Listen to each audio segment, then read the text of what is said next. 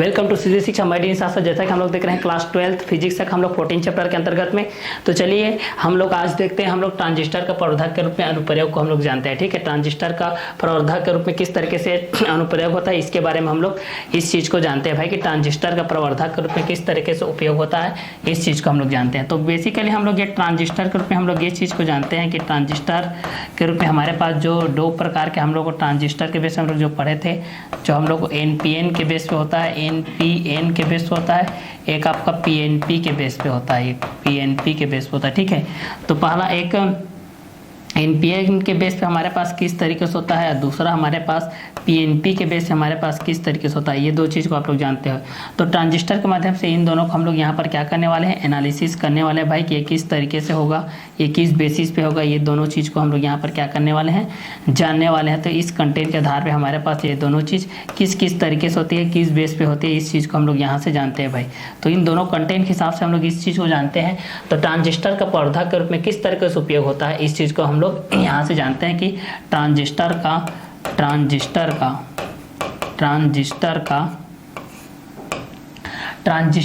प्रवर्धक के रूप में उपयोग, ट्रांजिस्टर का प्रवर्धक के रूप में उपयोग, ट्रांजिस्टर का प्रवर्धक के रूप में अनुप्रयोग, प्रवर्धक के रूप में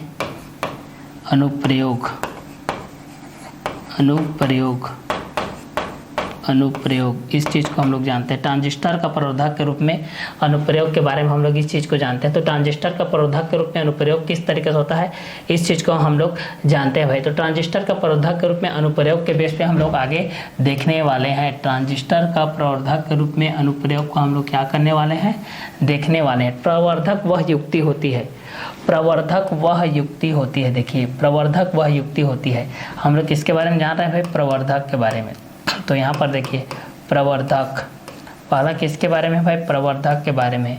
प्रवर्धक वह युक्ति है, प्रवर्धक वह युक्ति है भाई। देखिए प्रवर्धक वह युक्ति है जो परिवर्ती धारा या वोल्टेज की परिमाप को, जो परिवर्ती धारा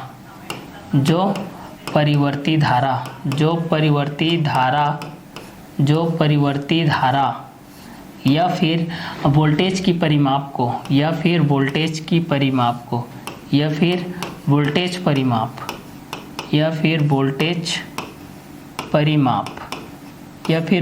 परिमाप को क्या कर देता है, बढ़ा देता है। वोल्टेज परिमाप को क्या कर देता है, तो ये आप लोगों का बढ़ा देता है। तो प्रवर्धक वह युक्ति है जो परिवर्ती धारा या वोल्टेज की परिमाप को क्या कर देता है भाई, बढ़ा देता है, इंक्रीज कर देता है, बढ़ा देता है, ये क्या कर देता है, इंक्रीज कर देता है। उसी चीज़ को बोला गया है कि प्रवर्धक वह युक्ति है जो परिवर्ती धारा या वोल्टेज की परिमाप को, या वोल्टेज की परिमाप को बढ़ा देता है, या वोल्टेज की परिमाप को बढ़ा देता है। तो प्रवर्धक वह युक्ति है जो परिवर्ती धारा या वोल्टेज की परिमाप को बढ़ा देता है, परिमाप को क्या कर देता है, बढ़ा देता है। तो प्रवर्धक वह युक्ति है, परिवर्धक वह युक्ति है जो परिवर्ती वोल्टेज, परिवर्धक वह युक्ति है जो परिवर्ती धारा या वोल्टेज की परिमाप को, परिवर्धक वह युक्ति है जो परिवर्ती धारा या वोल्टेज के परिमाप को क्या कर देती है, बढ़ा देती है, जो परिवर्ती धारा या वोल्टेज की परिमाप को बढ़ा देती है, जो परिवर्ती धारा या वोल्टेज की परिमाप को क्या कर देती है, बढ़ा देती है। प्रवर्धक वह युक्ति है जो परिवर्ती धारा या वोल्टेज की परिमाप को क्या कर देती है, बढ़ा देती है। तो यहाँ पर आप लोग पूछा जाता है कि प्रवर्धक किस प्रकार की युक्ति होती है, प्रवर्धक किस प्रकार की युक्ति होती है। तो प्रवर्धक वह युक्ति होती है जो परिवर्ती धारा या वोल्टेज के परिमाप को, प्रवर्धक वह युक्ति होती है जो परिवर्ती धारा या वोल्टेज की परिमाप को बढ़ा देता है। प्रवर्धक वह युक्ति है जो परिवर्ती धारा या वोल्टेज की परिमाप को बढ़ा देता है। प्रवर्धक वह युक्ति है जो परिवर्ती धारा या वोल्टेज की परिमाप को बढ़ा देता है। प्रवर्धक वह युक्ति है जो परिवर्ती धारा या वोल्टेज की परिमाप को बढ़ा देता है। प्रवर्धक वह युक्ति है जो परिवर्ती धारा या वोल्टेज की परिमाप को बढ़ा देता है। प्रवर्धक वह युक्ति है जो परिवर्ती धारा या वोल्टेज की परिमाप को बढ़ा देता है। प्रवर्धक किस प्रकार की युक्ति है भाई? तो प्रवर्धक वह युक्ति है जो परिवर्ती धारा या वोल्टेज के परिमाप को बढ़ा देता है। प्रवर्धक वह युक्ति है जो परिवर्ती धारा या वोल्टेज की परिमाप को बढ़ा देता है। प्रवर्धक वह युक्ति है जो परिवर्ती धारा या वोल्टेज की परिमाप को बढ़ा देता है। प्रवर्धक वह युक्ति है जो परिवर्ती धारा या वोल्टेज की परिमाप को बढ़ा देता है। प्रवर्धक वह युक्ति है जो परिवर्ती धारा या वोल्टेज की परिमाप को बढ़ा देता है। प्रवर्धक वह युक्ति है जो परिवर्ती धारा या वोल्टेज की परिमाप को बढ़ा देता है। प्रवर्धक वह युक्ति है जो परिवर्ती धारा या वोल्टेज की परिमाप को बढ़ा देता है। प्रवर्धक वह युक्ति है जो परिवर्ती धारा या वोल्टेज की परिमाप को बढ़ा देता है। प्रवर्धक वह युक्ति है जो परिवर्ती धारा या वोल्टेज की परिमाप को क्या कर देती है? बढ़ा देती है। या फिर हम लोग दूसरे शब्दों में कह सकते हैं भाई, अगर दूसरे शब्दों में इस चीज को बोला जाए, अगर दूसरे शब्दों में हम लोग इस चीज को बोलते हैं तो इलेक्ट्रॉनिक प्रवर्धक, तो यहां पर हो जाएगा इलेक्ट्रॉनिक प्रवर्धक वह उपकरण है। इलेक्ट्रॉनिक प्रवर्धक वह उपकरण है, यहां पर इस तरीके से बोल सकते हैं इलेक्ट्रॉनिक प्रवर्धक, इलेक्ट्रॉनिक प्रवर्धक, इलेक्ट्रॉनिक प्रवर्धक, यहाँ से इस चीज़ को बोला जाता है इलेक्ट्रॉनिक प्रवर्धक। इस कंटेंट के हिसाब से मैं इस चीज़ को ले रहा हूँ, ठीक है। इलेक्ट्रॉनिक प्रवर्धक, इलेक्ट्रॉनिक प्रवर्धक वह उपकरण है, वह उपकरण है, वह उपकरण है, वह उपकरण है। इलेक्ट्रॉनिक प्रवर्धक, इलेक्ट्रॉनिक प्रवर्धक वह उपकरण है जो निर्बल परिवर्ती या जो निर्बल परिवर्ती या जो निर्बल परिवर्ती जो निर्बल परिवर्ती जो निर्बल परिवर्ती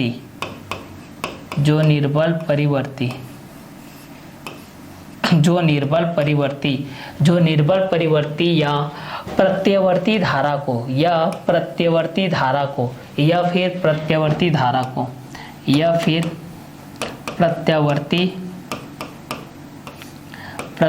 धारा को प्रत्यवर्ती धारा को प्रत्यवर्ती धारा या वोल्टेज को प्रत्यवर्ती धारा या वोल्टेज को प्रत्यवर्ती धारा या वोल्टेज को प्रबल परिवर्ती या प्रत्यवर्ती धारा प्रबल परिवर्ती या प्रत्यवर्ती धारा या वोल्टेज में परिवर्तित कर देता है। परिवर्तित कर देता है, क्या कर देता है? परिवर्तित कर देता है। प्रत्यवर्ती धारा प्रत्यवर्ती वोल्टेज में क्या कर देता है भाई? तो इसको क्या कर देता है? परिवर्तित कर देता है। परिवर्तित कर देता है, परिवर्तित कर देता है, परिवर्तित कर देता है। क्या कर देता है? तो परिवर्तित कर देता है, परिवर्तित कर देता है। तो इसी चीज को बोला जा रहा है कि प्रवर्धक वह युक्ति है जो परिवर्ती धारा ट्रांजिस्टर का प्रवर्धक के रूप में हम लोग जब अनुप्रयोग करते हैं तो यहाँ पर हम लोग इस चीज़ के बारे में पढ़ते हैं कि प्रवर्धक वह युक्ति है जो परिवर्ती धारा या वोल्टेज के परिमाप को बढ़ा देता है। ये दूसरे शब्दों में इलेक्ट्रॉनिक प्रवर्धक वह उपकरण है जो निर्बल परिवर्ती या प्रत्यवर्ती धारा या वोल्टेज को प्रबल परिवर्ती या प्रत्यवर्ती धारा या वोल्टेज में परिवर्तित कर देता है। यह वोल्टेज में क्या कर देता है? परिवर्तित कर देता है। प्रवर्धक वह युक्ति है जो परिवर्ती धारा या वोल्टेज की परिमाप को बढ़ा देता है। दूसरे शब्दों में इलेक्ट्रॉनिक प्रवर्धक वह उपकरण है जो निर्बल परिवर्ती या प्रत्यवर्ती धारा या वोल्टेज को प्रबल परिवर्ती या प्रत्यवर्ती धारा या वोल्टेज में परिवर्तित कर देता है, परिवर्तित कर देता है। तो प्रवर्धक वह युक्ति होती है जो परिवर्ती धारा या वोल्टेज परिमाप को क्या कर देता है? बढ़ा देता है। या फिर दूसरे शब्दों में हम लोग कह सकते हैं कि इलेक्ट्रॉनिक प्रवर्धक वह उपकरण होता है जो निर्बल परिवर्ती या प्रत्यवर्ती धारा को क्या कर देता है? परिवर्तित कर देता है। प्रबल परिवर्ती या प्रत्यवर्ती धारा या वोल्टेज में परिवर्तित कर देता है। निर्बल परिवर्ती या प्रत्यवर्ती धारा को प्रबल परिवर्ती या प्रबल प्रत्यवर्ती धारा में क्या कर देता है? परिवर्तित कर देता है। उस प्रवर्ती धारा या प्रत्यवर्ती परिपथ को, उस परिवर्ती धारा या प्रत्यवर्ती धारा को, उस परिवर्ती धारा, यहां पर बोला जा सकता है परिवर्ती धारा। क्या बोला जा सकता है भाई? परिवर्ती धारा। यहां बोला जा सकता है परिवर्ती धारा, यहाँ परिवर्ती धारा बोला जा सकता है। या फिर क्या बोला जा सकता है भाई? प्रत्यवर्ती धारा बोला जा सकता है। या फिर क्या बोला जाता है? प्रत्यवर्ती धारा, या फिर प्रत्यवर्ती धारा। परिवर्ती धारा या फिर प्रत्यावर्ती धारा बोला जाता है, या वोल्टेज को परिवर्ती धारा या प्रत्यावर्ती धारा या वोल्टेज को, या किसको, वोल्टेज को, या फिर किसको, वोल्टेज को। तो उस परिवर्ती धारा या उस प्रत्यावर्ती धारा या उस वोल्टेज को, उस परिवर्ती धारा या प्रत्यावर्ती धारा या वोल्टेज को, या फिर किसको बोल सकते हैं भाई, या वोल्टेज को, या फिर हम लोग यहाँ से बोल सकते हैं वोल्टेज को, या वोल्टेज को जिसकी सामर्थ्य, जिसकी क्या, यहाँ पर हम लोग इस चीज़ को देख सकते हैं, जिसकी सामर्थ्य ना, जिसकी यहाँ पर क्या देखते हैं भाई, सामर्थ्य, जिसकी सामर्थ्य बढ़ाई जाती है, जिसकी सामर्थ्य क्या की जाती है, बढ़ाई जाती है, जिसकी सामर्थ्य क्या की जाती है, बढ़ाई जाती है, यहाँ पर जिसकी सामर्थ्य क्या की जाती है, यहाँ पर बढ़ाई जाती है,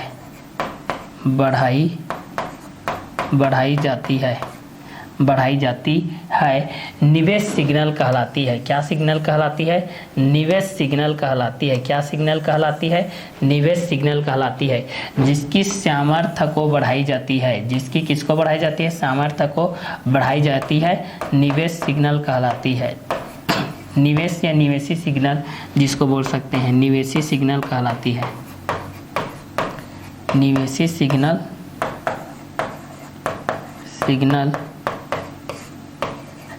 कहलाती है, निवेशी सिग्नल ये आपकी कहलाती है भाई, ठीक है, ये आप लोगों की निवेशी सिग्नल कहलाती है। क्लियर।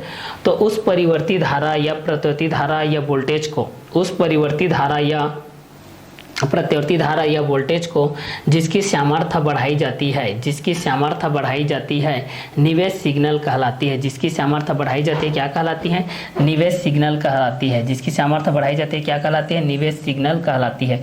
तो उस परिवर्ती धारा को, यहाँ पर इस चीज को करके आते हैं, उस परिवर्ती धारा या प्रत्यावर्ती धारा, उस परिवर्ती धारा या प्रत्यावर्ती धारा या वोल्टेज को, या फिर किसको, या फिर वोल्टेज को जिसकी सामर्थ्य बढ़ाई जाती है, जिसकी सामर्थ्य क्या की जाती है, बढ़ाई जाती है, निवेश सिग्नल कहलाती है। निवेश सिग्नल या निवेशी सिग्नल कहलाती है।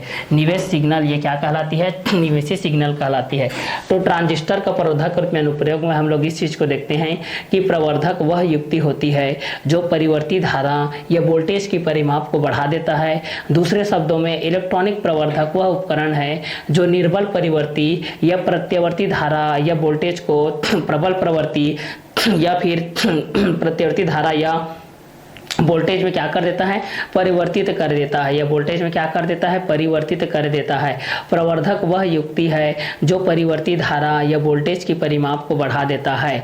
प्रवर्धक वह युक्ति है जो परिवर्ती धारा या वोल्टेज की परिमाप को बढ़ा देता है। दूसरे शब्दों में इलेक्ट्रॉनिक प्रवर्धक वह उपकरण है जो निर्बल परिवर्ती या प्रत्यावर्ती धारा या वोल्टेज को प्रबल परिवर्ती या प्रत्यावर्ती धारा या वोल्टेज में परिवर्तित कर देता है। ट्रांजिस्टर का प्रवर्धक के रूप में अनुप्रयोग देखते हैं।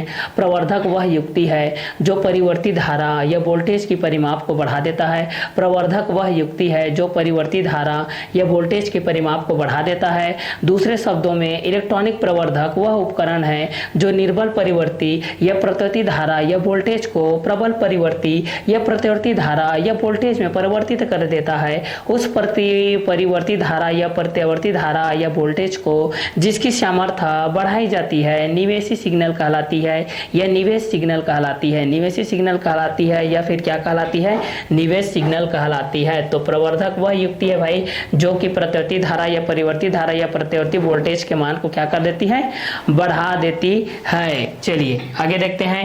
इसके बाद क्या है, सिद्धांत। इसका सिद्धांत के बेस पे हम लोग इस चीज़ को देखते हैं कि सिद्धांत के अकॉर्डिंग में हमारे पास क्या आता है, इस चीज़ को हम लोग सिद्धांत के बेस पे हम लोग देखते हैं। चलिए, तो सिद्धांत के बेस पे हमारे पास जो चीज़ आता है भाई वो सिद्धांत के बेस पे हमारे पास किस तरीके से होता है उसको हम लोग यहाँ पर इस कंटेंट के हिसाब से हम लोग उस चीज़ को देखते हैं। तो उसको हम लोग यहाँ पर सिद्धांत के बेस पे हम लोग इस चीज़ को देखते हैं। ठीक है, तो सिद्धांत के बेस पे हमारे पास क्या क्या चीज़ आता है इस कंटेंट के हिसाब से हम लोग इस चीज़ को देखते हैं। ठीक है, ट्रांजिस्टर के बेस पे। ठीक है, तो सिद्धांत के बेस पे हम लोग इस चीज़ को देखते हैं। इसका सिद्धांत क्या होता है, इस चीज़ को हम लोग यहाँ से जानते हैं भाई। इसका सिद्धांत किस बेस पे होता है, इस चीज़ को हम लोग यहाँ से जानते हैं, ठीक है। तो चलिए सिद्धांत के बेस पे हम लोग इस चीज़ को देखते हैं। तो सिद्धांत के बेस पे हमारे पास क्या आता है, जब इसका सिद्धांत की हम लोग गणना करते हैं, वास्तव में सिद्धांत किस बेस पे होता है, तो जब सिद्धांत के अनुसार हम लोग इस चीज़ को आते हैं, तो सिद्धांत के बेस पे हम लोग देखते हैं तो क्या होता है, इस चीज़ को देखते हैं, ठीक है।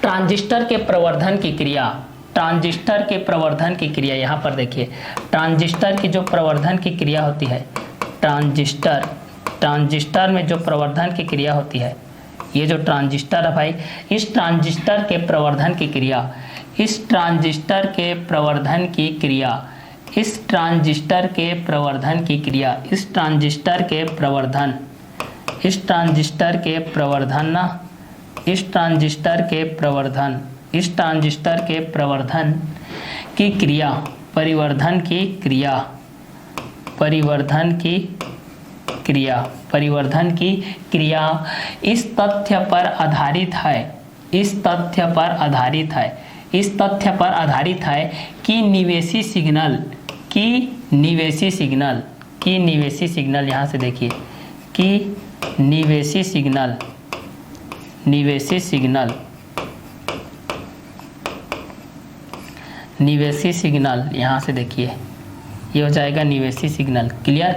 तो सिद्धांत के बेस पे हम लोग इस चीज को देखते हैं कि ट्रांजिस्टर के प्रवर्धन की क्रिया इस तथ्य पर आधारित है, ट्रांजिस्टर के प्रवर्धन की क्रिया इस तथ्य पर आधारित है कि निवेशी सिग्नल ट्रांजिस्टर के प्रवर्धन की क्रिया, यहाँ पर सिद्धांत के बेस पे हम लोग इस चीज को देखते हैं कि ट्रांजिस्टर के प्रवर्धन की क्रिया इस तथ्य पर आधारित है कि निवेशी सिग्नल के कारण, निवेशी सिग्नल के कारण, किसके कारण, निवेशी सिग्नल के कारण, ठीक है, निवेशी सिग्नल के कारण भाई, किसके कारण, तो निवेशी सिग्नल के कारण, निवेशी सिग्नल के कारण आधार धारा में, निवेशी सिग्नल के कारण, निवेशी सिग्नल के कारण आधार धारा में अल्प परिवर्तन होने पर, आधार धारा में अल्प परिवर्तन होने पर, आधार धारा में, आधार धारा में अल्प परिवर्तन होने पर, आधार धारा में, आधार और धारा में, आधार धारा में, आधार धारा में अल्प परिवर्तन, अल्प परिवर्तन ना, आधार धारा में अल्प परिवर्तन, अल्प परिवर्तन, आधार धारा में अल्प परिवर्तन, आधार धारा में अल्प परिवर्तन होने पर संग्राहक धारा, होने पर हमारे पास जो संग्राहक धारा होता है, संग्राहक धारा, संग्राहक धारा, संग्राहक धारा, संग्राहक धारा में बहुत अधिक परिवर्तन हो जाता है, संग्राहक धारा में बहुत अधिक परिवर्तन हो जाता है, संग्राहक धारा में बहुत अधिक परिवर्तन हो जाता है, संग्राहक धारा में बहुत अधिक परिवर्तन हो जाता है, बहुत अधिक परिवर्तन हो जाता है।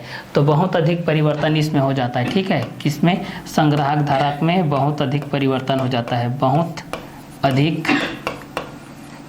बहुत अधिक परिवर्तन, बहुत अधिक परिवर्तन, बहुत अधिक परिवर्तन, यहाँ पर देखिए बहुत अधिक परिवर्तन के बेस से हम लोग इस चीज़ को देखते हैं, बहुत अधिक परिवर्तन के बेस से हम लोग इस चीज़ को देखते हैं, ठीक है। तो बहुत अधिक परिवर्तन के बेस पे हम लोग इस चीज़ को देखते हैं, तो बहुत अधिक परिवर्तन के बेस से हम लोग इस चीज़ को देखते हैं, ठीक है। तो सिद्धांत के अनुसार हम लोग इस चीज़ को जानते हैं कि ट्रांजिस्टर के प्रवर्धन की क्रिया, ट्रांजिस्टर के प्रवर्धन की प्रक्रिया, ट्रांजिस्टर के प्रवर्धन की क्रिया इस तथ्य पर आधारित है कि निवेशी सिग्नल के कारण, निवेशी सिग्नल के कारण आधार धारा में अल्प परिवर्तन होने पर संग्राहक धारा में बहुत अधिक परिवर्तन हो जाता है, बहुत अधिक परिवर्तन हो जाता है, बहुत अधिक परिवर्तन हो जाता है, ठीक है। तो सिद्धांत के अनुसार से हम लोग जब इस चीज़ को देखते हैं कि निवेशी सिग्नल के बेस पे जब हम इसका सिद्धांत के बेस में देखते हैं, तो ट्रांजिस्टर की जो प्रवर्धन की क्रिया होती है, जिस तरीके से वह क्या होती है, जो कि कम दुर्बल रहती है उसको प्रबल के रूप में कन्वर्ट करती है, उसी कन्वर्ट के अनुसार से हम लोग यहाँ पर देखते हैं कि ट्रांजिस्टर के प्रवर्धन की क्रिया इस तथ्य पर आधारित होती है कि निवेशी सिग्नल के कारण आधार धारा में अल्प परिवर्तन होने पर संग्राहक धारा में बहुत अधिक परिवर्तन हो जाता है। और जब हम लोग इसको पीएनपी ट्रांजिस्टर के प्रवर्धक के रूप में देखते हैं, जब हम इस चीज को किसके रूप में देखते हैं, पीएनपी ट्रांजिस्टर के प्रवर्धक के रूप में देखते हैं, जब इस चीज को हम किसके रूप में देखते हैं, पीएनपी ट्रांजिस्टर के प्रवर्धक के रूप में देखते हैं, जब इस चीज को हम लोग पीएनपी पीएनपी किसके रूप में देखते हैं? पीएनपी, पीएनपी ट्रांजिस्टर के प्रवर्धक के रूप में देखते हैं।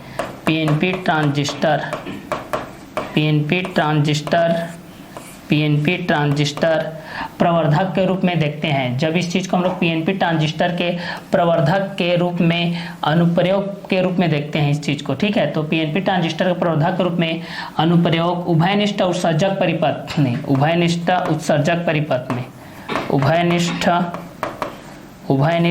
उत्सर्जक परिपथ, उत्सर्जक परिपथ, उभयनिष्ठ उत्सर्जक परिपथ में पीएनपी ट्रांजिस्टर का, पीएनपी ट्रांजिस्टर,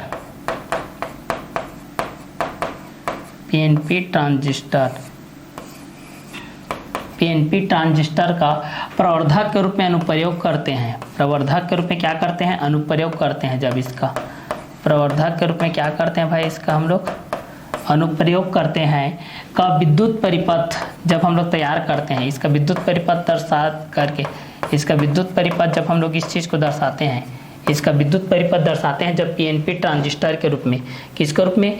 पीएनपी ट्रांजिस्टर के रूप में जब हम इसका करते हैं पीएनपी ट्रांजिस्टर के रूप में, ठीक है, ट्रांजिस्टर के रूप में हम लोग इसका करते हैं, ठीक है।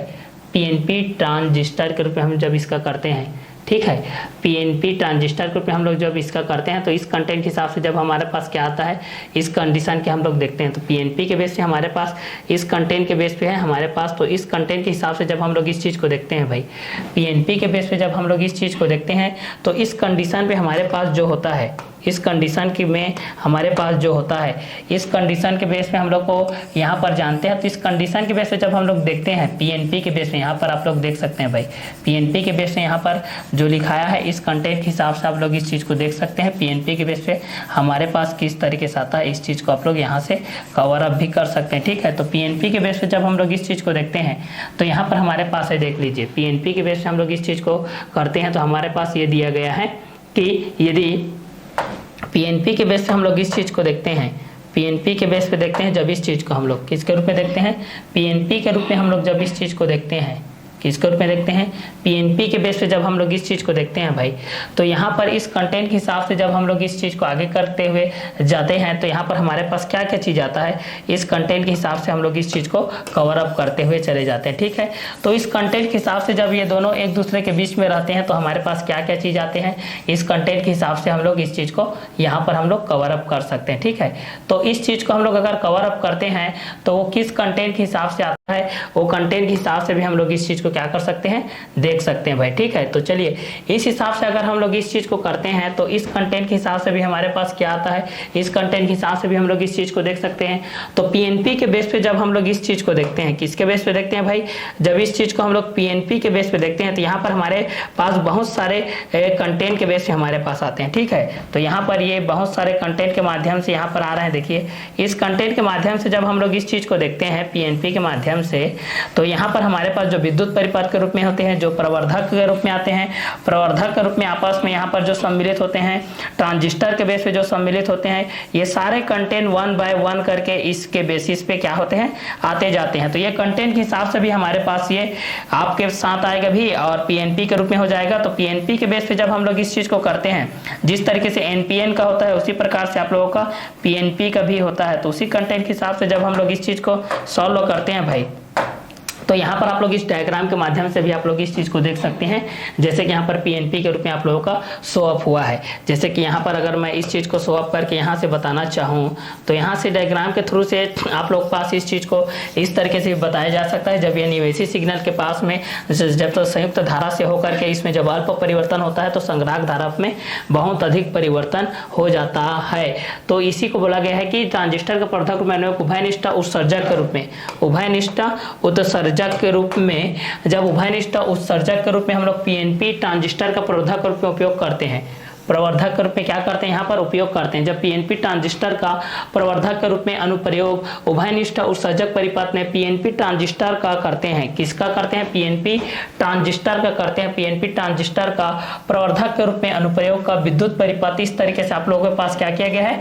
प्रदर्शित किया गया है। तो इस उत्सर्जक को आधार तथा संग्राहक के सापेक्ष धनात्मक विभव पर रखा जाता है। किस पर रखा जाता है? पॉजिटिव आप लोग पोटेंशियल के बेस पे रखा जाता है। पॉजिटिव पोटेंशियल के बेस पे रखा जाता है। नेगेटिव पोटेंशियल के बेस पे आप लोगों को इस चीज को नहीं रखा जाता है। किसके बेस पे रखा जाता है? तो पॉजिटिव के बेस पे रखा जाता है। किसके बेस पे नहीं रखा जाता? तो नेगेटिव के बेस पे नहीं रखा जाता है। ठीक है, तो जब हम लोग इसको सिद्धांत के बेस में देखते हैं भाई कि सिद्धांत के बेस में ट्रांजिस्टर का प्रवर्धन की क्रिया में, जब ट्रांजिस्टर का प्रवर्धन की क्रिया के बेस पे हम लोग जब इस चीज को देखते हैं, किसके रूप में देखते हैं? ट्रांजिस्टर का जब प्रवर्धन के रूप में हम लोग इस चीज को देखते हैं, ट्रांजिस्टर का किसके रूप में देखते हैं? प्रवर्धन की क्रिया के बेस पे हम लोग जब इस चीज को देखते हैं, तो ट्रांजिस्टर के प्रवर्धन की क्रिया इस तथ्य पर आधारित है कि निवेशी सिग्नल के कारण आधार धारा में अल्प परिवर्तन होने पर संग्राहक धारा में बहुत अधिक परिवर्तन हो जाता है। संग्राहक धारा में क्या हो जाता है? बहुत अधिक परिवर्तन हो जाता है, जिसके कारण पीएनपी ट्रांजिस्टर का प्रवर्धक के रूप में अनुप्रयोग उभयनिष्ठ उत्सर्जक परिपथ में पीएनपी ट्रांजिस्टर का प्रवर्धक के रूप में क्या किया जाता है? उपयोग किया जाता है। जैसे डायग्राम के बेस पे अगर हम लोग इस चीज को बनाना चाहेंगे तो इस तरीके से हम लोग डायग्राम के बेसिस पे हम लोग इस चीज को बना सकते हैं भाई। अगर बनाना चाहेंगे तो ये डायग्राम के बेस पे हमारे पास इस तरीके से हो जाएगा। अगर इस कंटेंट के हिसाब से हमारे पास ये है, उसके बाद ये आप लोगों का पीएनपी के बेस पे आ जाएगा, फिर यहाँ पर आप लोगों का धारा परिपथ के बेस पे इस तरीके से आ जाएगा। इस कंटेंट के हिसाब से जब हम लोग इस चीज़ को आगे बढ़ाते हैं तो यहाँ पर 1 के बेस पे आ जाएगा, फिर यहाँ पर 1, फिर यहाँ पर 1, फिर यहाँ पर 1, फिर यहाँ पर इस कंटेंट के हिसाब से हमारे पास ये आ जाएगा। क्लियर? तो इस कंटेंट के हिसाब से भी अगर हम लोग इस चीज़ को देखना चाहेंगे तो इस कंटेंट के बेसिस पे भी हमारे पास ये कंटेंट के हिसाब से ये आ जाएगा। क्लियर? तो इस कंटेंट के हिसाब से भी आप लोग इस दोनों चीज़ को आप लोग कवर अप कर सकते हैं और यहाँ पर इस चीज़ को यहाँ से आप लोग ले सकते हैं। ठीक है, तो ये आप लोगों का पीएनपी ट्रांजिस्टर के बेस पे है, जहाँ पर आप लोगों का धारा कुछ इस तरीके से ऐसा प्रवाहित है और जो एन के बेस पे है वो आप लोगों का एन के बेस पे यहाँ से इस तरीके से प्रवाहित होकर के आया है, जो कि यहाँ पर इस तरीके से प्रवाहित हो जाएगा। ठीक है, फिर यहाँ पर आईसी की धारा के बेस पे हमारे पास इस तरीके से प्रवाहित हो जाएगा। तो इस कंटेंट के हिसाब से जब हम लोग इस चीज को देखते हैं, जहां पर ये किसके बेस पे? पीएनपी के बेस पे है। ये पी है और ये क्या है? एन, और ये क्या है? ये भी आप लोगों का क्या है? पी है। और ये आप लोगों के किसके बेस पे है भाई? तो ये आप लोगों के एन के बेस पे है। ये आप लोगों के किसके बेस पे है? तो एन के बेस पे है। ठीक है, तो पीएनपी के बेस पे इस तरीके से यहाँ पर ये आई ई के बेस पे हो जाएगा, और इस चीज़ को देखेंगे तो ये आप लोगों का भी बीई के बेस पे हो जाएगा, और ये कंटेंट भी बीसी के बेस पे हो जाएगा, और ये आप लोगों का आई बी के बेस पे हो जाएगा, और ये आप लोगों का आई सी के बेस हो जाएगा, संग्राहक के बेस पे हो जाएगा। ठीक है, तो इस कंटेंट के हिसाब से भी आप लोग इस डायग्राम को यहाँ से आप लोग शो अप कर सकते हैं। इसके बेस पे जब ट्रांजिस्टर के प्रवर्धन की क्रिया इस तथ्य पर आधारित है कि निवेशी सिग्नल के कारण आधार धारा में अल्प परिवर्तन होने पर संग्राहक धारा में बहुत अधिक परिवर्तन हो जाता है। ट्रांजिस्टर के प्रवर्धन की क्रिया इस तथ्य पर आधारित है कि निवेशी सिग्नल के कारण आधार धारा में अल्प परिवर्तन होने पर संग्राहक धारा में बहुत अधिक परिवर्तन हो जाता है। संग्राहक धारा में क्या हो जाता है? बहुत अधिक परिवर्तन हो जाता है। तो जब ट्रांजिस्टर के प्रवर्धन की क्रिया में इस तथ्य पर आधारित होती है कि निवेशी सिग्नल के कारण आधार धारा में अल्प परिवर्तन होने पर संग्राहक धारा में बहुत अधिक परिवर्तन हो जाता है। जब पीएनपी ट्रांजिस्टर का प्रवर्धक के रूप में अनुप्रयोग करते हैं तो वह उसके उभयनिष्ठ उत्सर्जक परिपथ में पीएनपी ट्रांजिस्टर का प्रवर्धक के रूप में अनुप्रयोग का विद्युत परिपथ इस तरीके से दर्शाया गया है, जिसमें उत्सर्जक को आधार तथा संग्राहक के सापेक्ष धनात्मक विभव पर रखा गया है। चलिए आगे देखते हैं भाई। इसके बाद जो धारा लाभ के बेस में होता है, उस धारा लाभ के बेस में हमारे पास क्या होता है? इस कंटेंट के हिसाब से हमारे पास इस चीज को देखते हैं। तो धारा लाभ के बेस पे हमारे पास देखते हैं, तो धारा लाभ के बेस पे हमारे पास क्या आता है? इस चीज को हम लोग यहाँ से देखते हैं। तो धारा लाभ के बेस पे जब हम लोग इस चीज को देखते हैं तो उस कंटेंट के हिसाब से हमारे पास क्या क्या चीज आता है, इस चीज को हम लोग यहाँ से देखते हैं। तो धारा लाभ के बेस पे हमारे पास क्या क्या आता है, इस चीज को देखते हैं। तो धारा लाभ के बेस पे हमारे पास इस कंटेंट के हिसाब से हमारे पास कौन कौन सी चीज आती है, उस कंटेंट के हिसाब से हम लोग इस चीज को कवर अप करते हैं। चलिए, तो धारा लाभ के बेस पे हम लोग इस चीज को देखते हैं संग्राहक धारा में। ठीक है, धारा लाभ के बेस पे हम लोग इस चीज को देखते हैं। देखिए किसके बेस पे देखते हैं भाई? इस चीज को धारा लाभ के बेस पे देखते हैं। धारा लाभ के बेस पे, तो धारा लाभ के बेस पे हम लोग इस चीज को देखते हैं तो हमारे पास क्या आता है? धारा लाभ के बेस पे करंट गेन के बेस पे हमारे पास क्या होता है, इस चीज को देखते हैं। तो करंट करेंट गेन के बेस पे हम लोग इस चीज़ को देखते हैं। तो करेंट गेन के बेस पे हमारे पास इस चीज़ को देखते हैं, तो इस कंटेंट के हिसाब से हमारे पास क्या क्या चीज़ आता है, इस चीज़ के माध्यम से हमारे पास इस चीज़ को जानते हैं भाई, ठीक है। तो करंट गेन के पास हमारे पास क्या क्या चीज़ आता है, इस कंटेंट के हिसाब से हम लोग इस चीज़ को देखते हैं, ठीक है। तो चलिए यहाँ पर हमारे पास ये है कि इस कंटेंट के हिसाब से हमारे पास क्या क्या चीज़ होगा, इस कंटेंट के हिसाब से हम लोग इस चीज़ को देख सकते हैं, ठीक है। तो चलिए कंटेंट के हिसाब से हम लोग इस चीज़ को देखेंगे तो हमारे पास क्या क्या होगा, किस कंटेंट के बेसिस पे होगा, इस कंटेंट के हिसाब से हमारे पास क्या क्या होगा, इस कंटेंट के हिसाब से भी हम लोग इस चीज़ को देखते हैं, ठीक है। तो संग्राहक धारा में परिवर्तन और आधार धारा में परिवर्तन, संग्राहक धारा में परिवर्तन और आधार धारा में परिवर्तन, संग्राहक धारा में परिवर्तन और आधार धारा में परिवर्तन के अनुपात को, संग्राहक धारा में परिवर्तन और आधार धारा में परिवर्तन के अनुपात को, यहाँ से हम लोग एक चीज बोल सकते हैं संग्राहक धारा। क्या बोल सकते हैं भाई, संग्राहक धारा।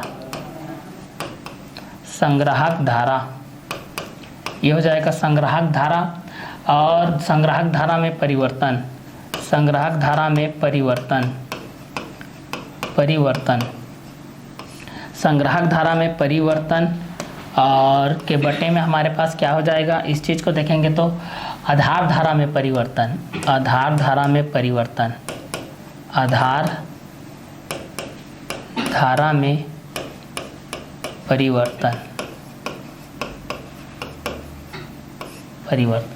संग्राहक धारा में परिवर्तन के बटे में आधार धारा में परिवर्तन, संग्राहक धारा में परिवर्तन के बटे में आधार धारा में परिवर्तन, संग्राहक धारा में परिवर्तन के बटे में आधार धारा में परिवर्तन, संग्राहक धारा में परिवर्तन के बटे में आधार धारा में परिवर्तन के अनुपात को प्रत्यावर्ती धारा लाभ कहते हैं। के अनुपात को हम लोग यहाँ से क्या कहते हैं, प्रत्यावर्ती धारा लाभ कहते हैं। प्रत्यावर्ती क्या बोलते हैं, धारा लाभ बोलते हैं, प्रत्यावर्ती धारा लाभ बोला जाता है। इस चीज़ को क्या बोला जाता है, प्रत्यावर्ती धारा लाभ बोला जाता है, ठीक है। तो करंट गेन के बेस से हमारे पास ये चीज़ हो गया। आप लोगों को पूछा जाता है कि धारा लाभ किसे कहा जाता है, धारा लाभ क्या है बोल के, तो यहाँ पर आप लोग इस कंटेंट के हिसाब से आप लोग ये कह सकते हैं कि धारा लाभ संग्राहक धारा में परिवर्तन, संग्राहक धारा में परिवर्तन और आधार धारा में परिवर्तन के अनुपात को प्रत्यावर्ती धारा लाभ कहते हैं। तो यहाँ पर हम लोग जब धारा लाभ के बारे में पढ़ते हैं तो धारा लाभ के कंटेंट के हिसाब से जब हम लोग इस चीज़ को देखते हैं भाई, धारा लाभ का जब कंटेंट के हिसाब से जब हम लोग इस चीज़ को देखते हैं तो हमारे पास क्या आता है, संग्राहक धारा में परिवर्तन, संग्राहक धारा में परिवर्तन, यहाँ से देखिए संग्राहक धारा में परिवर्तन और आधार धारा में परिवर्तन के, और आधार धारा में परिवर्तन के, और आधार धारा में परिवर्तन के अनुपात को प्रत्यावर्ती धारा लाभ कहते हैं। अनुपात को प्रत्यावर्ती धारा लाभ कहते हैं, अनुपात को प्रत्यावर्ती धारा लाभ कहते हैं। इसे B से प्रदर्शित किया जाता है। इसे किससे प्रदर्शित किया जाता है, B से प्रदर्शित किया जाता है। जबकि संग्राहक वोल्टेज, जबकि संग्राहक वोल्टेज नियत हो, जबकि संग्राहक वोल्टेज क्या हो, नियत हो। धारा लाभ को धारा प्रवर्धन भी कहते हैं, धारा लाभ को धारा प्रवर्धन भी कहते हैं। सूत्र के रूप में हम लोग जब इस चीज़ को व्यक्त करेंगे तो इस तरीके से हम लोग इस चीज़ को B के माध्यम से व्यक्त करेंगे, तो ये इस तरीके से होगा भाई, ये B के रूप में हमारे पास इस तरीके से होगा। तो धारा लाभ के माध्यम से जब हम लोग इस चीज़ को करते हैं तो हमारे पास क्या क्या कंटेंट के बेस पे आता है, संग्राहक धारा में परिवर्तन, संग्राहक धारा में परिवर्तन और आधार धारा में परिवर्तन के अनुपात को, किसमें, संग्राहक धारा में परिवर्तन और आधार धारा में परिवर्तन के अनुपात को प्रत्यावर्ती धारा लाभ कहते हैं। इसे B से प्रदर्शित किया जाता है, इसे B से प्रदर्शित किया जाता है। जबकि संग्राहक वोल्टेज नियत हो, जबकि संग्राहक वोल्टेज क्या हो, नियत हो, जबकि संग्राहक वोल्टेज नियत हो तो धारा लाभ को धारा प्रवर्धन भी कहते हैं। धारा लाभ को एक दूसरा नाम से भी जाना जाता है, इसको धारा लाभ को धारा प्रवर्धन, प्रवर्धन मतलब बढ़ाना, मतलब लाभ, तो इसको धारा प्रवर्धन के नाम से भी हम लोग जानते हैं भाई, धारा प्रवर्धन के नाम से भी हम लोग इस चीज़ को जानते हैं, ठीक है। तो आप लोगों के धारा प्रवर्धन के नाम से भी ये जाना जाएगा भाई, ठीक है। तो इस चीज़ को हम लोग यहाँ से जान सकते हैं कि संग्राहक धारा में परिवर्तन और आधार धारा में परिवर्तन के अनुपात को, संग्राहक धारा में परिवर्तन और आधार धारा में परिवर्तन के अनुपात को प्रत्यावर्ती धारा लाभ कहते हैं। क्या कहते हैं, प्रत्यावर्ती धारा लाभ कहते हैं। इसे B से प्रदर्शित किया जाता है जबकि संग्राहक वोल्टेज नियत हो, जबकि संग्राहक वोल्टेज क्या हो, नियत हो, जबकि संग्राहक वोल्टेज क्या हो, नियत हो, जबकि संग्राहक वोल्टेज क्या हो, नियत हो। धारा लाभ को धारा प्रवर्धन भी कहते हैं, धारा लाभ को धारा प्रवर्धन भी कहते हैं। सूत्र के रूप में व्यक्त करेंगे तो प्रत्यावर्ती धारा लाभ B इक्वल टू क्या हो जाएगा, संग्राहक धारा में परिवर्तन के बटे में हो जाएगा आधार धारा में परिवर्तन। संग्राहक धारा में परिवर्तन के बटे में हो जाएगा आधार धारा में परिवर्तन। संग्राहक धारा में परिवर्तन के बटे में क्या हो जाएगा, आधार धारा में परिवर्तन। तो धारा लाभ को हम लोग इस चीज को इस तरीके से कर सकते हैं कि संग्राहक धारा में परिवर्तन और आधार धारा में परिवर्तन के अनुपात को, संग्राहक धारा में परिवर्तन और आधार धारा में परिवर्तन के अनुपात को प्रत्यावर्ती धारा लाभ कहते हैं। इसे B से प्रदर्शित किया जाता है। जबकि संग्राहक वोल्टेज नियत हो, धारा लाभ को धारा प्रवर्धन भी कहते हैं। सूत्र के रूप में व्यक्त करते हैं इस चीज को। तो संग्राहक धारा में परिवर्तन और आधार धारा में परिवर्तन, यहाँ पर इस चीज को देखते हैं, संग्राहक धारा में परिवर्तन और आधार धारा में परिवर्तन के अनुपात को प्रत्यावर्ती धारा लाभ कहते हैं। इसे B से प्रदर्शित किया जाता है। जबकि संग्राहक वोल्टेज क्या हो, नियत हो, जबकि संग्राहक वोल्टेज क्या हो, नियत हो, तो धारा लाभ को धारा प्रवर्धन भी कहते हैं। इसे सूत्र के रूप में हम लोग इस तरीके से व्यक्त कर सकते हैं, इसको सूत्र के रूप में हम लोग इस तरीके से व्यक्त कर सकते हैं कि B इक्वल टू संग्राहक धारा में परिवर्तन के बटे में आधार धारा में परिवर्तन। ठीक है, तो धारा लाभ को आप लोगों को पूछा जाता है भाई कि धारा लाभ क्या होती है बोल के, तो आप लोग इस चीज को बता सकते हैं कि संग्राहक धारा में परिवर्तन और आधार धारा में परिवर्तन के अनुपात को प्रत्यावर्ती धारा लाभ कहते हैं। इसे B से प्रदर्शित किया जाता है। जबकि संग्राहक वोल्टेज नियत हो, धारा लाभ को धारा प्रवर्धन भी कहते हैं। सूत्र के रूप में इसको हम लोग इस तरीके से व्यक्त कर सकते हैं, संग्राहक धारा में परिवर्तन और आधार धारा में परिवर्तन के अनुपात को प्रत्यावर्ती धारा लाभ कहते हैं। इसे B से प्रदर्शित किया जाता है। जबकि संग्राहक वोल्टेज नियत हो तो धारा लाभ को धारा प्रवर्धन भी कहते हैं। इसको सूत्र के रूप में इस तरीके से हम लोग इस चीज को क्या किया जा सकता है, व्यक्त किया जा सकता है। तो इस चीज को हम लोग आगे देखते हैं। तो आगे का कंटेंट के हिसाब से हमारे पास इस तरीके से हो जाएगा। अब वोल्टेज लाभ, अब हम लोग अब किसके बारे में जानते हैं, वोल्टेज लाभ क्या होता है इसके बारे में जानते हैं। वोल्टेज लाभ क्या है, वोल्टेज गेन किसको बोला जाता है, हमारे पास वोल्टेज लाभ क्या होता है इस चीज को हम लोग यहाँ से जानते हैं भाई कि वोल्टेज गेन क्या होता है, इस चीज को हम लोग यहाँ से जानते हैं। वोल्टेज गेन के मुताबिक यहाँ पर हमारे पास क्या होता है इस चीज को जानते हैं। ठीक है, तो वोल्टेज लाभ क्या होते हैं इसके बारे में हम लोग यहाँ से एनालिसिस करते हैं। तो यहाँ से देखिए वोल्टेज लाभ के बारे में हम लोग यहाँ से जानते हैं, निर्गत वोल्टेज में परिवर्तन और निवेशी वोल्टेज में परिवर्तन। सिंपल है, देखिए निर्गत वोल्टेज में परिवर्तन और निवेशी वोल्टेज में परिवर्तन, निर्गत वोल्टेज में परिवर्तन और निवेशी वोल्टेज में परिवर्तन। यहाँ से देखिए निर्गत वोल्टेज में परिवर्तन और निवेशी वोल्टेज में परिवर्तन, निर्गत वोल्टेज में परिवर्तन और निवेशी वोल्टेज में परिवर्तन। इस चीज़ को यहाँ पर लिख लीजिए भाई। अगर हम लोग यहाँ से लिखना चाहेंगे तो किस तरीके से हो जाएगा, निर्गत वोल्टेज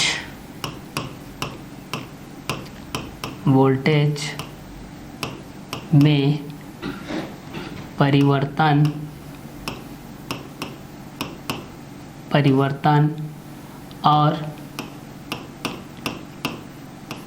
और निवेशी वोल्टेज में निवेशी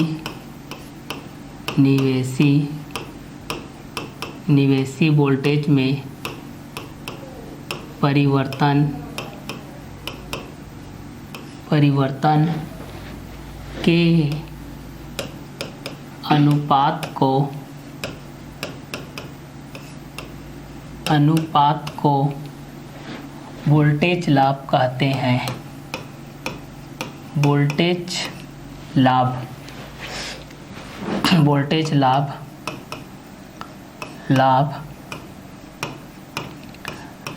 कहते हैं। इसे A से प्रदर्शित किया जाता है, इसे A से प्रदर्शित करते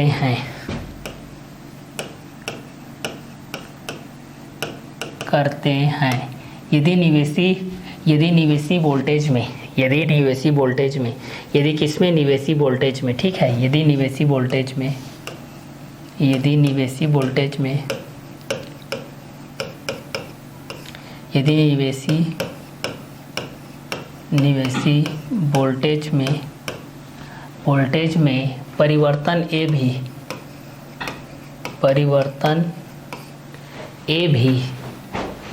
परिवर्तन A भी तथा निर्गत वोल्टेज में निर्गत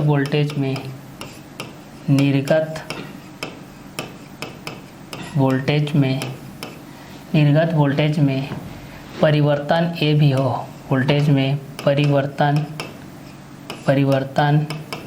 ए भी हो, तो हम लोग यहाँ से जानते हैं वोल्टेज लाभ बराबर वोल्टेज लाभ ए इक्वल टू निर्गत वोल्टेज में परिवर्तन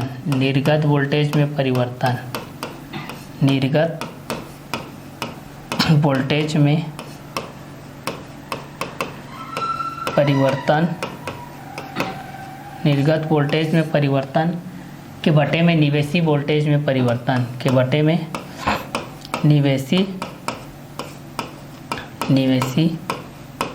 वोल्टेज में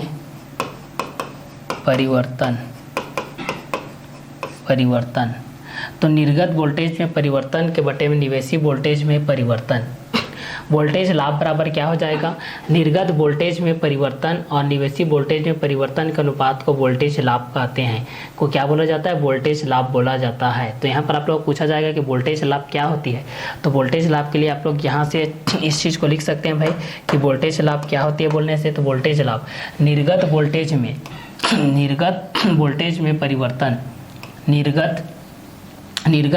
में परिवर्तन और निवेशी वोल्टेज में परिवर्तन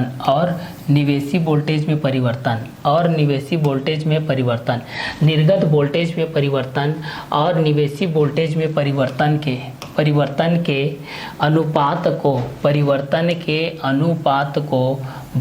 को वोल्टेज लाभ कहते हैं।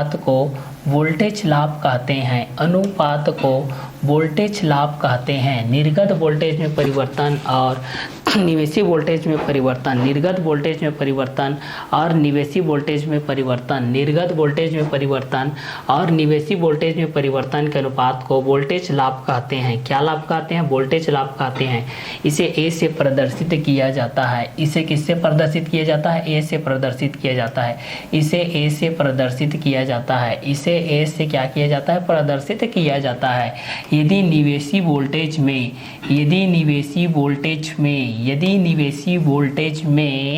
परिवर्तन ए भी हो तथा निर्गत वोल्टेज में परिवर्तन ए भी हो, दोनों के बेस हमारे पास हो जाएगा। तो एक में ए भी के बेस पे हो जाएगा, तो एक में आपका ए भी के बेस पे हो जाएगा। क्लियर। तो निर्गत वोल्टेज में परिवर्तन और निवेशी वोल्टेज में परिवर्तन के अनुपात को वोल्टेज लाभ कहते हैं। इसे ए से प्रदर्शित किया जाता है। यदि निवेशी वोल्टेज में परिवर्तन ए भी हो तथा निर्गत वोल्टेज में परिवर्तन ए भी हो, तो वोल्टेज लाभ ए इक्वल टू होता है निर्गत वोल्टेज में परिवर्तन के बटे में निवेशी वोल्टेज में परिवर्तन होता है। ठीक है। तो चलिए इसके आगे का कार्यक्रम को हम लोग यहाँ से देखते हैं। तो इसका आगे का कार्यक्रम किस तरीके से होता है उस चीज़ को हम लोग यहाँ से देखते हैं। अब देखते हैं भाई ट्रांजिस्टर का दोलित्र की भांति उपयोग किस तरीके से होती है। ट्रांजिस्टर का दोलित्र की भांति उपयोग किस तरीके से होती है, इस चीज़ के बारे में हम लोग यहाँ से जानते हैं। ट्रांजिस्टर का दोलित्र की भांति उपयोग किस तरीके से होती है उसके बारे में हम लोग जानते हैं। ठीक है। क्योंकि जैसे कि आप लोग अणु का परमाणु के बेस पे, परमाणु का अणु के बेस पे किस तरीके से होता है, जैसे कि छोटे छोटे अणु किससे बने होते हैं, छोटे छोटे परमाणु से मिलकर के बने होते हैं। परमाणु के केंद्रीय भाग में कौन होता है, द्रव्यमान स्थित होता है। परमाणु के केंद्रीय भाग में कौन स्थित होता है, द्रव्यमान स्थित होता है। परमाणु का केंद्रीय भाग में आप लोग नाभिक स्थित होता है। नाभिक में दो प्रकार के पार्टिकल्स उपस्थित होते हैं, एक प्रोटॉन के बेस में होता है, दूसरा न्यूट्रॉन के बेस होता है। न्यूट्रॉन आपका अनावेशित होता है, प्रोटॉन आपका धनावेशित होता है। नाभिक के चारों तरफ चक्कर लगाने वाला इंसान कौन होता है, इलेक्ट्रॉन होता है, जो कि वो भी क्या होता है, ऋण आवेशित के बेस होता है। वो भी क्या होता है, ऋण आवेशित होता है। ठीक है। तो यहाँ पर न्यूट्रॉन अनावेशित होता है, प्रोटॉन आपका धनावेशित होता है, इलेक्ट्रॉन ऋण आवेशित होता है। नाभिक पे दो पार्टिकल्स होते हैं, एक न्यूट्रॉन होता है तो दूसरा प्रोटॉन के बेस पे होता है। तो उसी तरीके से हमारे पास जो ट्रांजिस्टर भी होते हैं पीएनपी के बेस पे, एनपीएन के बेस पे, उनका भी उपयोग कुछ उसी तरीके का होता है। जैसे कि नाभिक के बेस पे हमारे पास इलेक्ट्रॉनों का, प्रोटॉनों का होता है उसी कंटेंट के हिसाब से। ठीक है। तो ट्रांजिस्टर का दोलित्र की भांति उपयोग को हम लोग यहाँ से देखते हैं कि ट्रांजिस्टर का दोलित्र की भांति किस तरीके से उपयोग होता है, इस चीज़ को हम लोग यहाँ से देखते हैं। ठीक है। तो ट्रांजिस्टर का दोलित्र की भांति किस तरीके से उपयोग होता है, इस चीज़ को हम लोग यहाँ से जानते हैं भाई। ठीक है। तो चलिए ट्रांजिस्टर का दोलित्र की भांति उपयोग, इस चीज़ को हम लोग यहाँ से देखते हैं। जो इलेक्ट्रॉनिक युक्ति ट्रांजिस्टर का दोलित्र की भांति उपयोग, ट्रांजिस्टर का दोलित्र की भांति उपयोग, तो इस चीज़ को हम लोग यहाँ से जानते हैं। ट्रांजिस्टर का दोलित्र की भांति उपयोग किस तरीके से होता है इस चीज़ को, ठीक है। तो ट्रांजिस्टर का दोलित्र की भांति उपयोग, दोलित्र की भांति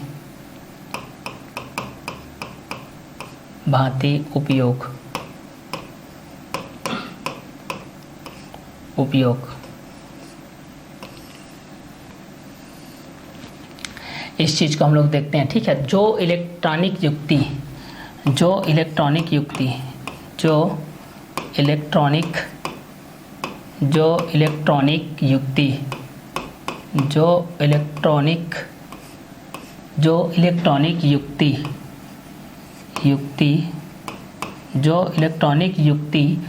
आवृत्ति के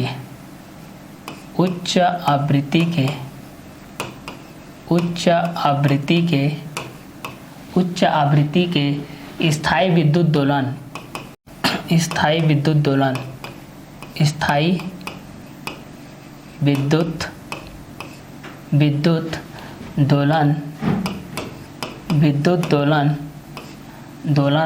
उत्पन्न करती है,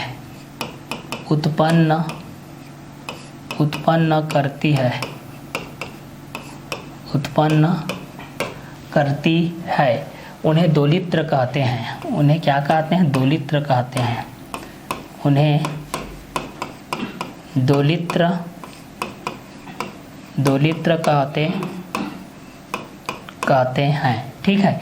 तो ट्रांजिस्टर का दोलित्र की भांति उपयोग करते हैं भाई, ट्रांजिस्टर का दोलित्र की भांति क्या करते हैं? उपयोग करते हैं। तो ट्रांजिस्टर का दोलित्र की भांति किस तरीके से उपयोग होता है इस चीज़ को हम लोग यहाँ से जानते हैं। जो इलेक्ट्रॉनिक युक्ति उच्च आवृत्ति के स्थायी विद्युत दोलन उत्पन्न करती है, जो इलेक्ट्रॉनिक युक्ति उच्च आवृत्ति के स्थायी विद्युत दोलन उत्पन्न करती है, उन्हें दोलित्र कहते हैं। उन्हें क्या कहते हैं? दोलित्र कहते हैं। उन्हें क्या कहते हैं? दोलित्र कहते हैं।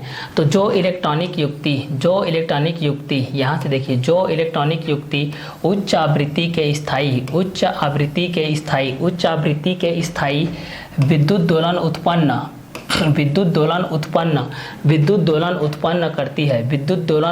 करती है, उन्हें दोलित्र कहते हैं। उन्हें क्या कहते हैं? दोलित्र कहते हैं। जो इलेक्ट्रॉनिक युक्ति उच्च आवृत्ति के स्थायी विद्युत दोलन उत्पन्न करती है, जो इलेक्ट्रॉनिक युक्ति उच्च आवृत्ति के स्थायी विद्युत दोलन उत्पन्न करती है, उन्हें दोलित्र कहते हैं। उन्हें क्या कहते हैं? दोलित्र कहते हैं। तो जो इलेक्ट्रॉनिक युक्ति उच्च आवृत्ति के स्थायी और विद्युत दोलन उत्पन्न करती है, विद्युत दोलन क्या करती है? उत्पन्न करती है, उन्हें दोलित्र कहते हैं। उन्हें क्या कहते हैं? दोलित्र कहते हैं। तो उन्हें क्या कहा जाता है? दोलित्र कहा जाता है। तो जो इलेक्ट्रॉन युक्ति उच्च आवृत्ति के स्थायी विद्युत दोलन उत्पन्न करती है, उन्हें दोलित्र कहते हैं। उन्हें क्या कहते हैं? दोलित्र कहते हैं। तो जो इलेक्ट्रॉन युक्ति उच्च आवृत्ति के स्थायी विद्युत दोलन उत्पन्न करती है, उन्हें दोलित्र कहते हैं। उन्हें क्या कहा जाता है? दोलित्र कहा जाता है। तो जो इलेक्ट्रॉन युक्ति उच्च आवृत्ति के स्थायी विद्युत दोलन उत्पन्न करती है, उन्हें दोलित्र कहते हैं। तो ट्रांजिस्टर का दोलित्र की भांति किस तरीके से उपयोग होता है, आप इसको भली भांति जान रहे हैं कि जो इलेक्ट्रॉन युक्ति उच्च आवृत्ति के स्थायी विद्युत दोलन उत्पन्न करते हैं, उन्हें हम लोग क्या कहते हैं? दोलित्र कहते हैं। तो यहाँ पर एग्जाम में आता है कि दोलित्र किसको कहते हैं, दोलित्र का उपयोग किस तरीके से होता है। तो आप लोग यहाँ पर इस तरीके से इस चीज़ को लिख सकते हैं कि जो इलेक्ट्रॉनिक युक्ति उच्च आवृत्ति की स्थायी विद्युत दोलन उत्पन्न करती है, उन्हें दोलित्र कहते हैं। उन्हें क्या कहते हैं? दोलित्र कहते हैं। चलिए आगे देखते हैं। अर्धचालक उपकरणों की विशेषताएं एवं दोष। अर्धचालक उपकरणों की विशेषताएं एवं दोष को हम लोग यहाँ से देखते हैं। अर्धचालक उपकरणों की विशेषताएं एवं दोष किस तरीके से होती है, इस चीज़ को हम लोग यहाँ से देखते हैं। देखिए, तो अर्धचालक उपकरणों की विशेषताएं एवं दोष को हम लोग यहाँ से देखते हैं, ठीक है। अर्धचालक उपकरणों की विशेषताएं एवं दोष। अर्धचालक उपकरणों की विशेषताएं एवं दोष। अर्धचालक उपकरणों की विशेषताएं एवं दोष को हम लोग यहाँ से जानते हैं भाई, ठीक है, कि अर्धचालक उपकरणों की विशेषताएं। अर्धचालक उपकरणों की विशेषताएं एवं दोष किस प्रकार से होती है। अर्धचालक उपकरणों की विशेषताएं एवं दोष किस बेस पे होती है, इस चीज़ को हम लोग यहाँ से जानते हैं। ठीक है, तो अर्धचालक उपकरणों की विशेषताएं एवं दोष के बारे में हम लोग यहाँ से जानते हैं। अर्धचालक उपकरणों की विशेषताएं एवं दोष के बारे में हम लोग यहाँ से जानते हैं। तो चलिए इस कंटेंट के हिसाब से हम लोग यहाँ से जानते हैं भाई। ठीक है, तो अर्धचालक उपकरणों की विशेषताएं एवं दोष, अर्धचालक उपकरणों की विशेषताएं एवं दोष।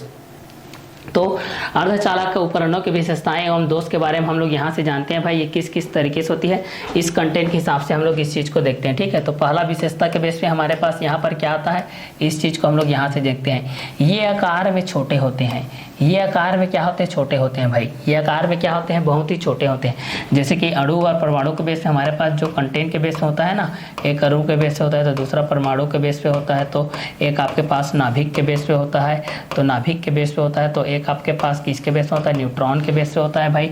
एक आपके पास किसके बेस पे होता है, तो एक न्यूट्रॉन के बेस पे होता है, तो एक किसके बेस पे होता है, तो एक आप लोगों के प्रोटॉन के बेस पे होता है, तो एक किसके बेस पे होता है, एक आप लोगों के इलेक्ट्रॉन के बेस पे होता है, एक किसके बेस पे होता है, तो एक आप लोगों के इलेक्ट्रॉन के बेस पे होता है, एक किसके बेस होता है, तो एक इलेक्ट्रॉन के बेस होता है। ठीक है, तो अणु के बेस पे हम लोग इस चीज़ को देखते हैं। अणु का परमाणु के बेस में किस तरीके से होता है, इसका नाभिक के बेस में किस तरीके से होता है, इसका न्यूट्रॉन के बेस में किस तरीके से होता है, इसका प्रोटॉन के बेस में किस तरीके से होता है, इसका इलेक्ट्रॉन के बेस में किस तरीके से होता है, इसका परमाणु के बेस में किस तरीके से होता है, इसका नाभिक के बेस में किस तरीके से होता है, इसका न्यूट्रॉन के बेस में किस तरीके से होता है, इसका प्रोटॉन के बेस में किस तरीके से होता है, इसका इलेक्ट्रॉन के बेस में किस तरीके से होता है। ये चीज़ को आप लोग यहाँ से जान सकते हैं। तो अर्धचालक उपकरणों की विशेषताएं एवं दोष के बारे में हम लोग यहाँ से जानते हैं कि अर्धचालक उपकरणों की विशेषताएं किस तरीके से होती है, उनमें क्या क्या दोष होती है, इस चीज़ को देखते हैं। तो पहला विशेषता के बेस से हम लोग इस चीज़ को देख रहे हैं कि ये आकार में बहुत छोटे होते हैं। ये आकार में क्या होते हैं, बहुत ही छोटे होते हैं। ये आकार में क्या होते हैं, बहुत ही छोटे प्रवृत्ति के होते हैं। अब ये आकार में क्या होते हैं, बहुत ही छोटे होते हैं। ठीक है, इनमें कोई इलेक्ट्रॉन उत्सर्जक तंतु नहीं होता, इनमें कोई इलेक्ट्रॉन उत्सर्जक तंतु नहीं होता। अब दूसरा चीज़ ये बोल रहा है, देखिए दूसरा चीज़ इसमें क्या बोल रहा है कि इनमें कोई इलेक्ट्रॉन उत्सर्जक तंतु नहीं होता। दूसरा ये बोल रहा है, देखिए इनमें कोई इलेक्ट्रॉन उत्सर्जक तंतु नहीं होता, इनमें कोई इलेक्ट्रॉन उत्सर्जक तंतु नहीं होता, अतः इन्हें गर्म करने की आवश्यकता नहीं होती, अतः इन्हें गर्म करने की आवश्यकता नहीं होती, अतः इन्हें गर्म करने की आवश्यकता नहीं होती है, अतः इन्हें गर्म करने की आवश्यकता नहीं होती है, अतः इन्हें गर्म करने की आवश्यकता नहीं होती है। तो अर्धचालक उपकरणों की विशेषताएं के बेस पे हम लोग यहाँ पर देखते हैं। तो अर्धचालक उपकरणों की विशेषताएं एवं दोष के बारे में जानते हैं। तो पहला क्या होता है कि ये आकार में बहुत छोटे होते हैं, ये आकार में क्या होते हैं, बहुत छोटे होते हैं। इनमें कोई इलेक्ट्रॉन उत्सर्जक तंतु नहीं होता, ये आकार में बहुत छोटे ही होते हैं, इनमें कोई इलेक्ट्रॉन उत्सर्जक तंतु नहीं होता, अतः इन्हें गर्म करने की आवश्यकता, अतः इन्हें गर्म करने की आवश्यकता, अतः इन्हें गर्म करने की आवश्यकता नहीं होती, अतः इन्हें गर्म करने की आवश्यकता नहीं होती। स्विच ऑन करते ही ये कार्य करने लगते हैं, स्विच ऑन करते ही ये कार्य करने लगते हैं, स्विच ऑन करते ही ये कार्य करने लगते हैं। तो पहला विशेषता के बेस हम लोग इस चीज को देखें कि ये आकार में बहुत छोटे होते हैं, ये आकार में क्या होते हैं, बहुत ही छोटे होते हैं। इनमें कोई इलेक्ट्रॉन उत्सर्जक तंतु नहीं होता, इनमें कोई इलेक्ट्रॉन उत्सर्जक तंतु नहीं होता। तो अर्धचालक उपकरणों की विशेषताएं हम दोष के बेस पे हम लोग इस चीज़ को देखते हैं। तो हमारे पास क्या आता है, ये आकार में छोटे होते हैं, इनमें कोई इलेक्ट्रॉन उत्सर्जक तंतु नहीं होता, अतः इन्हें गर्म करने की आवश्यकता नहीं होती। स्विच ऑन करते ही ये कार्य करने लग जाते हैं, स्विच ऑन करते ही ये कार्य करने लग जाते हैं। ये आकार में छोटे होते हैं, इनमें कोई इलेक्ट्रॉन उत्सर्जक तंतु नहीं होता, अतः इन्हें गर्म करने की आवश्यकता नहीं होती। स्विच ऑन करते ही ये कार्य करने लग जाते हैं। तो पहला विशेषता के बेस में आप लोग ये चीज को लिखिएगा भाई कि ये आकार में बहुत ही छोटे होते हैं भाई, इनमें कोई इलेक्ट्रॉन उत्सर्जक तंतु नहीं होता, अतः इन्हें गर्म करने की आवश्यकता नहीं होती। स्विच ऑन करते ही ये कार्य करने लग जाते हैं भाई। तो अर्धचालक उपकरणों की विशेषताएं एवं दोष के बारे में हम लोग यहाँ पर देख रहे हैं। तो ये आकार में बहुत ही क्या होते हैं, छोटे होते हैं, इनमें कोई इलेक्ट्रॉन उत्सर्जक तंतु नहीं होता, अतः इन्हें गर्म करने की आवश्यकता नहीं होती। स्विच ऑन करते ही ये कार्य करने लग जाते हैं। हैं ये बहुत कम दिष्ट वोल्टेज पर कार्य करते हैं। थर्ड कंटेंट हम लोग इस चीज को देखते हैं भाई, देखिए थर्ड कंटेंट के बेस पे हम लोग इस चीज को देखते हैं कि ये बहुत कम दिष्ट वोल्टेज पर कार्य करते हैं। ये बहुत कम दिष्ट वोल्टेज पर कार्य करते हैं। ये बहुत कम दिष्ट वोल्टेज पर कार्य करते हैं। ये बहुत कम दिष्ट वोल्टेज पर कार्य करते हैं। तो पहला अर्धचालक उपकरणों की विशेषताएं हम दोस्त के बारे में देखेंगे। तो पहला क्या हो जाएगा, ये आकार में बहुत छोटे होते हैं। ये आकार में बहुत छोटे होते हैं। इनमें कोई इलेक्ट्रॉन उत्सर्जक तंतु नहीं होता, अतः इन्हें गर्म करने की आवश्यकता नहीं होती। स्विच ऑन करते ही ये कार्य करने लगते हैं। स्विच ऑन करते ही ये कार्य करने लगते हैं। ये आकार में बहुत ही छोटे होते हैं। इनमें कोई इलेक्ट्रॉन उत्सर्जक तंतु नहीं होता, अतः इन्हें गर्म करने की आवश्यकता नहीं होती। स्विच ऑन करते ही ये कार्य करने लग जाते हैं। ये बहुत कम दिष्ट वोल्टेज पर कार्य करते हैं। ये बहुत कम दिष्ट वोल्टेज पर कार्य करते हैं। ये बहुत कम दिष्ट वोल्टेज पर कार्य करते हैं। ये बहुत कम दिष्ट वोल्टेज पर कार्य करते हैं। तो अर्धचालक उपकरणों की विशेषताएं एवं दोष के बारे में जब हम लोग इस चीज को पढ़ते हैं भाई, तो इस कंटेंट के हिसाब से हमारे पास ये चीज आता है कि यदि ये आकार में बहुत छोटे होते हैं, पहला क्या होता है कि ये आकार में बहुत क्या होते हैं, छोटे होते हैं। पहला क्या होता है कि ये आकार में बहुत छोटे होते हैं। दूसरा, इनमें कोई इलेक्ट्रॉन उत्सर्जक तंतु नहीं होता। इनमें कोई इलेक्ट्रॉन उत्सर्जक तंतु नहीं होता। इनमें कोई इलेक्ट्रॉन उत्सर्जक तंतु नहीं होता, अतः इन्हें गर्म करने की कोई आवश्यकता नहीं होती है। इन्हें गर्म करने की कोई आवश्यकता नहीं होती है। स्विच ऑन करते ही ये कार्य करने लग जाते हैं। ये बहुत कम दिष्ट वोल्टेज पर कार्य करते हैं। ये टिकाऊ तथा सस्ते होते हैं। चौथा नंबर देखते हैं, ये टिकाऊ तथा बहुत ही सस्ते होते हैं। ये टिकाऊ तथा बहुत ही सस्ते होते हैं। चौथा नंबर, ये बहुत टिकाऊ तथा क्या होते हैं, सस्ते होते हैं। तो पहला नंबर, ये आकार में बहुत छोटे होते हैं। दूसरा, इनमें कोई इलेक्ट्रॉन उत्सर्जक तंतु नहीं होता, अतः इन्हें गर्म करने की आवश्यकता नहीं होती। स्विच ऑन करते ही ये कार्य करने लग जाते हैं। ये बहुत कम दिष्ट वोल्टेज पर कार्य करते हैं। ये टिकाऊ तथा सस्ते होते हैं। पांचवा कंटेंट के बेस पे हम लोग इस चीज को देखते हैं। तो पांचवें नंबर पे क्या होता है, इनमें बहुत ही कम पावर व्यय होती है। इनमें बहुत ही कम पावर व्यय होती है। इनमें बहुत ही कम पावर व्यय होती है। इसकी दक्षता भी अधिक होती है। इसकी दक्षता भी अधिक होती है। इसकी दक्षता भी क्या होती है, तो बहुत अधिक होती है भाई। इसकी दक्षता क्या होती है, बहुत ही अधिक होती है। तो अर्धचालक उपकरणों की विशेषताएं एवं दोष के बारे में हम लोग यहाँ पर जानेंगे। तो ये आकार में छोटे होते हैं। इनमें कोई इलेक्ट्रॉन उत्सर्जक तंतु नहीं होता, अतः इन्हें गर्म करने की आवश्यकता नहीं होती। स्विच ऑन करते ही ये कार्य करने लग जाते हैं। ये बहुत कम दिष्ट वोल्टेज पर कार्य करते हैं। ये टिकाऊ तथा सस्ते होते हैं। ये टिकाऊ तथा क्या होते हैं, सस्ते होते हैं। अर्धचालक उपकरणों की विशेषताएं एवं दोष के बारे में हम लोग यहाँ से जानते हैं। तो पहला, ये आकार में बहुत छोटे होते हैं। ये आकार में क्या होते हैं, बहुत ही छोटे होते हैं। इनमें कोई इलेक्ट्रॉन उत्सर्जक तंतु नहीं होता, अतः इन्हें गर्म करने की आवश्यकता नहीं होती। स्विच ऑन करते ही ये कार्य करने लग जाते हैं। ये बहुत कम दिष्ट वोल्टेज पर कार्य करते हैं। ये टिकाऊ तथा सस्ते होते हैं। ये आकार में बहुत छोटे होते हैं। इनमें कोई इलेक्ट्रॉन उत्सर्जक तंतु नहीं होता, अतः इन्हें गर्म करने की आवश्यकता नहीं होती। स्विच ऑन करते ही ये कार्य करने लग जाते हैं। ये बहुत कम दिष्ट वोल्टेज पर कार्य करते हैं। ये टिकाऊ तथा सस्ते होते हैं। इनमें बहुत ही कम पावर व्यय होती है। इनमें बहुत ही कम पावर व्यय होती है। इसकी दक्षता भी अधिक होती है। इसकी दक्षता भी क्या होती है, बहुत ही अधिक होती है। ये बहुत सुरक्षित होते हैं। ये बहुत अधिक सुरक्षित होते हैं। धक्के लगने या उधर उधर गिरने पर, धक्के लगने या इधर उधर गिरने पर इन पर कोई विशेष प्रभाव नहीं पड़ता। इन पर कोई विशेष प्रभाव नहीं पड़ता, क्योंकि ये अत्यधिक ठोस होते हैं। क्योंकि ये अत्यधिक क्या होते हैं, ठोस होते हैं। क्योंकि ये अत्यधिक क्या होते हैं, ठोस होते हैं। तो ये आकार में बहुत छोटे होते हैं। इनमें कोई इलेक्ट्रॉन उत्सर्जक तंतु नहीं होता, अतः इन्हें गर्म करने की आवश्यकता नहीं होती। स्विच ऑन करते ही ये कार्य करने लग जाते हैं। ये बहुत कम दिष्ट वोल्टेज पर कार्य करते हैं। ये बहुत टिकाऊ होते हैं तथा सस्ते होते हैं और बहुत ही कम पावर व्यय होती है। इसकी दक्षता भी क्या होती है, अधिक होती है। ये बहुत सुरक्षित होते हैं। ये बहुत क्या होते हैं भाई, सुरक्षित होते हैं। धक्के लगने या इधर उधर गिरने पर इन पर कोई विशेष प्रभाव नहीं पड़ता है। इन पर कोई विशेष प्रभाव नहीं पड़ता है। और क्योंकि ये बहुत ही ठोस होते हैं, तो ठोस के बेस पे हम लोग जब इस चीज को देखते हैं तो इस कंटेंट के हिसाब से हमारे पास ये होता है कि अगर कम लागत के बेस पे हम लोग इस चीज को यूज करेंगे तो फिर हो जाएगा। और अगर आप एक बार इसके खरीदारी कर लेते हैं तो उसके बाद भी आप लोगों को मुनाफा के बेस में मिलेगा, क्योंकि बहुत ठोस होते हैं।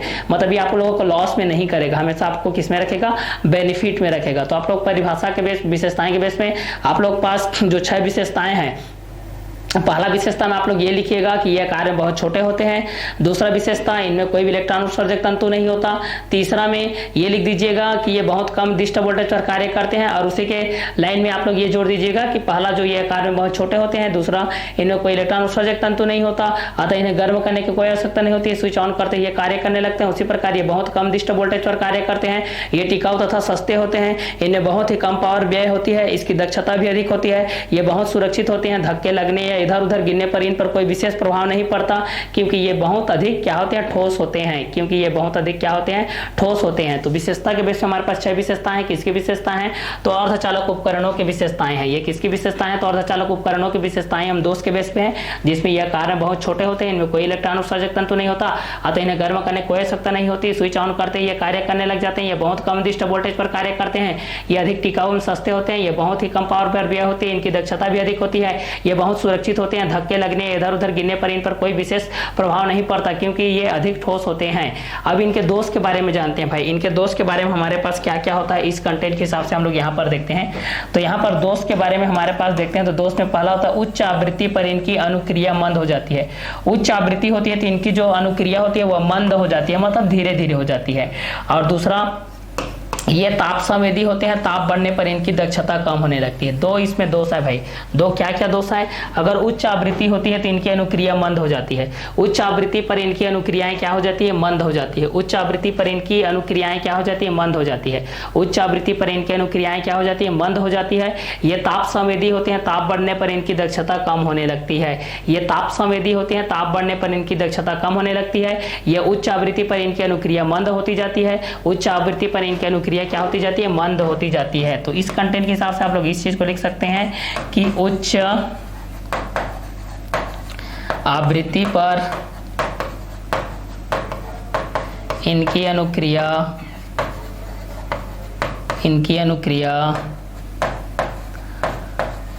मंद होती है। और दूसरा, ये ताप संवेदी होते हैं, ये ताप संवेदी होते हैं, ये ताप संवेदी होते हैं, ताप बढ़ने पर इनकी दक्षता कम होने लगती है। इनकी दक्षता कम होने लगती है। कम होने लगती है। इनकी दक्षता क्या होने लगती है? कम होने लगती है। तो दोष के बेस से जब हम लोग इस चीज को देखते हैं, ये उच्च आवृत्ति पर इनकी अनुक्रिया मंद होती है, ये ताप संवेदी होते हैं, ताप बढ़ने पर इनकी दक्षता कम होने लगती है। तो यह कार्य बहुत छोटे होते हैं, इनमें कोई इलेक्ट्रॉन उत्सर्जक तंतु नहीं होता, तो इन्हें गर्म करने की आवश्यकता नहीं होती है, स्विच ऑन करते ही कार्य करने लग जाते हैं। चलिए, तो इसके बाद हम लोग आगे वीडियो को हम लोग नेक्स्ट वीडियो लेक्चर में देखते हैं, और इस क्लास को हम लोग यही और करते हैं। Okay, bye, have a nice day.